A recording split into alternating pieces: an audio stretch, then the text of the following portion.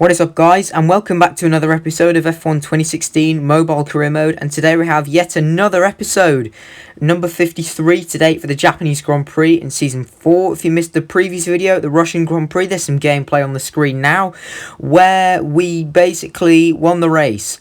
This was the only battling pretty much I had in the whole race, apart from having to navigate lap cars, where I had a bit of a scrap with Rosberg on leaving the pit exit. Hamilton later pitted, and then I was just able to stretch out a big lead from there. But today, this is the strongest track from the AI. It's one of my least favourite tracks personally. So this is going to be all about damage limitation. It's Sunday afternoon here in Suzuka, Japan, at one of the most exciting circuits on this year's calendar. Welcome to the Japanese Grand Prix.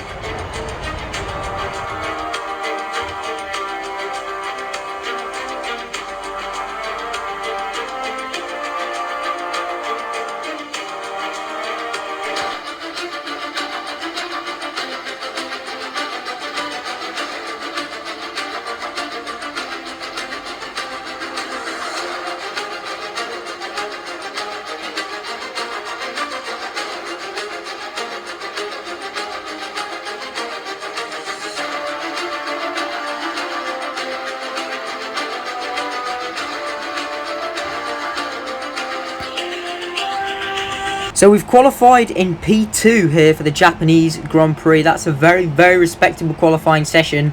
And as we know, the race is going to be all about damage limitation. My championship rival Lewis Hamilton begins on pole. If he wins, then he could take a significant bite out of my lead once again and cut it to within 10 points. So it's really important that we don't drop too far and try and recover any points that we can, because every point will count in this fight to the title. 5 lights are on and we are underway in Suzuka for the Japanese Grand Prix. Great start for me. Off the line, we're immediately battling Hamilton heading towards turn 1. Rosberg already straight up into P3 in front of Sebastian Vettel into the first 2 corners. And I've taken the lead, so it's been a fabulous start.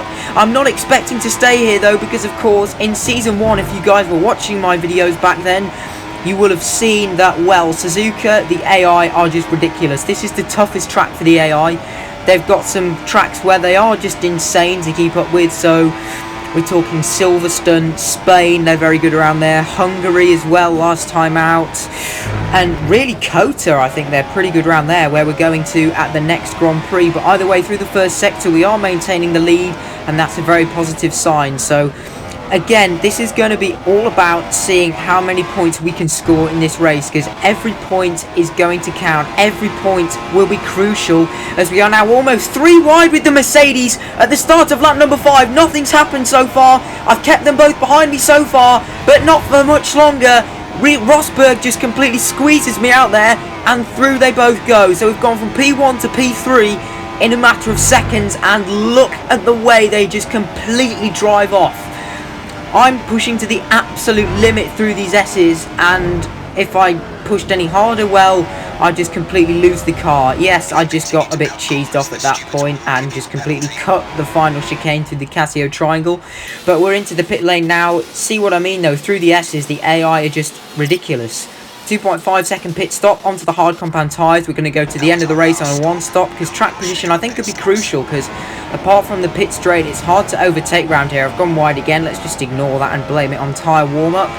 And now we've skipped all the way to the end of lap number 12, because literally nothing else happened. I gained 1 place because Kevin Magnussen pitted, and that's it. So we're up into P5. We're now starting the final lap of the Japanese Grand Prix. Vettel is 12.9 down the road. He did an overcut, and since then it's been about 2 seconds a lap faster than me. So there's not a lot I can do. I'm in no threat of being overtaken from behind, so that's absolutely fine. We can just cruise home.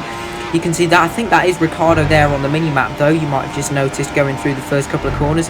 But the tyre wear is starting to kick in though on these hards. It was important that I got a 1-stop strategy in. But we're going to go right on board for an entire lap of this iconic circuit, really. I mean, it is iconic, you know, the legacy of the Japanese Grand Prix really is spectacular. Also notice, to change the subject quickly, Vettel's got ahead of Raikkonen, and they're now 18 seconds down the road. So the Ferraris are battling for the final spot on the podium, while I'm just chilling here, hoping to bring home a fabulous P5. I don't think I'd be more happy with P5 in this whole season, because you know, talking about damage limitation, it's just going to be so crucial that we can hold on to this. I also hope that the two Mercedes have battled. I also need Nico Rosberg to do me a favour. As you guys saw, Hamilton was in front of him, but Rosberg was pretty close. So hopefully he might have had a chance, although the last time I did check, Hamilton was still in front.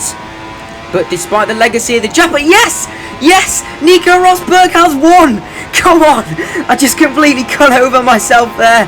But there we go, the German driver's done me a massive favour. I think that's his first win since Bahrain. So he's only won once before this round 8 in this season, so Rosberg hasn't had a good year. Coming through the last corner, and I'm sorry, despite the legacy of Suzuka, I absolutely hate this circuit. But it's P5. Yeah, I just don't like it. I'm sorry, you guys will hate me. P5, what a drive. Damage limitation at its finest. And there you go, we were comfortable in the end. 14 seconds to Ricciardo. My teammate Felipe Massa gets P7, so we do keep some points up for the constructors. And in the end, Rosberg dominated. So we got ahead of Hamilton and then pulled out 7.2 seconds. Not too shabby at all. Max Verstappen grabs the final point for Red Bull Racing, and Alonso was the tail runner in this race today. So in terms of the Drivers' Championship, because Hamilton was only second, he only takes 8 points out of my lead, meaning I still have a 7-point advantage heading into the final 2 races at the US and Abu Dhabi Grand Prix respectively. Rosberg now with that win massively jumps clear of Kimi Raikkonen. I think it would be a pretty safe bet to give him 3rd place now in the Drivers' Championship. Kvyat also still doing very well in P6. In terms of the constructors, that's over already. At one point we were leading, but Mercedes have just really upped their game since the summer break. They now have a big lead, and we've got to look over our shoulder at Ferrari, who are only 7 points behind us. They could quite easily overturn that lead, so, you know, we could end up having to settle for P3 if Felipe Massa doesn't score any more points. But that's it for today's video. Please be sure to like, share and subscribe. Don't forget to follow me on Instagram and join my Discord server. Both links in the description below. And I'll see you guys all next time. Goodbye.